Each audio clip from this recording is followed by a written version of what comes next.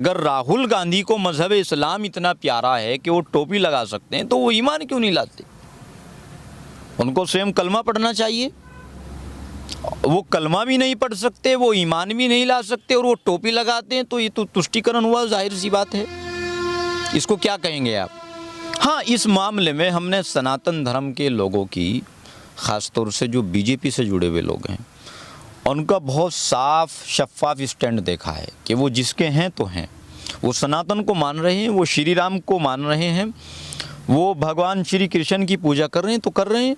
वो टोपी नहीं लगाते, वो इफ्तार पार्टी नहीं करते, वो सब जो है यकजा होकर के सनातन धर्म को मानते हैं। वो धार्मिक लोग हैं और जो धार्मिक होता है वो अच्छा शासक साबित होता है। तो यही तो आरोप लग रहा है कि वो हिंदू मुस्लिम करती है, बीजेपी नहीं कर सकती है जितना हमने किया मुस्लिमों के। अब इफ्तार हो चाहे टोपी हो, बीजेपी तो करती ही नहीं है सब।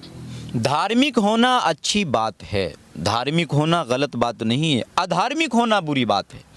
धार्मिक आदमी ज़रूर अच्छा शासक इसलिए साबित होता है क्योंकि वो जवाबदेह है, चाहे वो अपने राम को या अपने श्री कृष्ण को या अपने भगवान को या अपने अल्लाह को या अपने खुदा को या अपने ईश्वर को।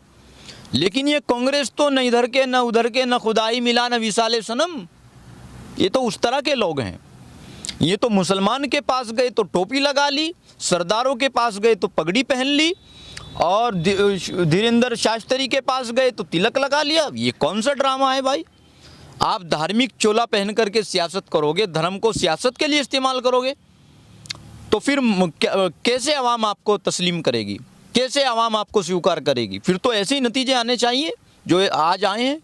प्रधानमंत्री जी को लेकर लगातार बयानबाजी हुई है, ऐसी टिप्पणी राहुल गांधी जी द्वारा बार बार की गई। इस समय पे चाहे वो 18 के चुनाव में मोदी चौकीदार चोर है का नारा दिया गया, इस बार कहा गया कि सरकार अडानी की बनेगी अगर बीजेपी बन गई तो, पनौती तक शब्द का इस्तेमाल किया। क्या ये सब वार उल्टे पड़े हैं? नतीजों को देख कर कैसा लगता है? हाँ, चूँकि इन लोगों ने उस बहादुर आदमी को पनौती कहा है कि जिसने अपनी ज़िंदगी में कभी हार नहीं मानी, कभी हारना नहीं सीखा।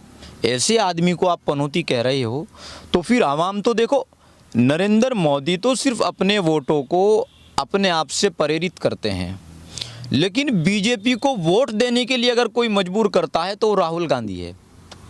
राहुल गांधी स्वयं बीजेपी का प्रचार करते हैं, और जितनी चुटकी हिंदुस्तान की आवाम राहुल गांधी की उड़ाती है, शायद कोई नेता, मुझे लगता है कि नहीं है ऐसा। तो कांग्रेस के तो लोग कह भी रहे थे, तमाम सोशल मीडिया पे भी देखते हैं कि तुम इतने सालों से हमारे नेता को पप्पू कह रहे हो, आपको पनौती कह दिया तो कि 4 दिन में आपको दिक्कत हो गई। अरे भाई, फिर ये कहते हैं ना, आज ये पनौती कह रहे हैं देश के प्रधानमंत्री को, आज ये देश के प्रधानमंत्री को पनौती कह रहे हैं, फिर कल इनकी सदस्यता चली जाएगी, कल बंगला छिन जाएगा, फिर लोगों को कहते फिरेंगे राहुल के पास तो घर भी नहीं है। मतलब वो काम हो गया कि घर बार तुम्हारा कोठी कुटले के हाथ नहीं लगाना है। तो कांग्रेस पार्टी ने 70 सालों तक राज किया, ख़ास तौर से मुसलमानों को कांग्रेस पार्टी ने इस्तेमाल किया है। इसलिए मैं एक मुसलमान हूँ, करें मुझे इससे बहस नहीं है, लेकिन कांग्रेस को वोट ना करें। तो इसलिए मैं तो मुसलमानों से गुजारिश करूँगा कि गठबंधन को वोट ना करें। हाँ, किसी भी पार्टी को वोट दें, लेकिन गठबंधन में जितनी पार्टियाँ हैं, कांग्रेस, असपा, बसपा, इन सब से अपना दामन छुड़ाइए। जो नतीजे आए हैं जिनको देख करके आपको कैसा लग रहा है कि 24 में जो चुनाव आने वाले हैं अगले 4-6 महीने में, उन पर कितना असर इन नतीजों का पड़ेगा? क्या जनता ने अब मूड बना लिया है कि 24 में फिर से मोदी है और तीसरी बार हैट्रिक लगाने जा रहे हैं, या राहुल कहीं स्टैंड कर पाएंगे? मुझे बहुत अच्छा लगा है, बड़ी खुशी की बात है, बड़ी मसरत की बात है कि अल्लाह रब्बुल इज़्ज़त ने, रब्बे कायनात ने इन लोगों के घमंड को तार तार किया है, इनके घमंड को तोड़ा है। जो गुलाम नबी आज़ाद जैसे वरिष्ठ लोगों को जब इन लोगों ने नज़रअंदाज किया, तो फिर अल्लाह रब्बुल इज़्ज़त ने, रब्बे कायनात ने भी सोचा कि अब तुम्हारी कश्ती चलने वाली नहीं है, तो अल्लाह ने कश्ती को बहा दिया है। देखिए, ये लोग मुसलमानों को कहते हैं, उस कौम को कहते हैं जिस कौम ने कभी बीजेपी को वोट नहीं किया, यानी कि मुसलमान। ये लोग मुसलमान को कहते हैं कि अगर आप बीजेपी इनको वोट नहीं करोगे तो बीजेपी आ जाएगी। भाई, मुसलमानों का तो आज तक कोई ताल्लुक़ नहीं रहा है बीजेपी से, बीजेपी को मुसलमानों ने कभी वोट नहीं किया है।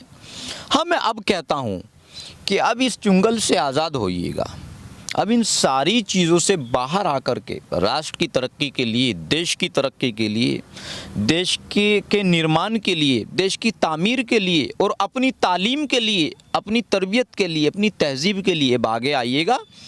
और जो सरकार सर्वोपरि राष्ट्र को अपने सर्वोपरि समझती हैं, उसके साथ आकर के काम करिएगा।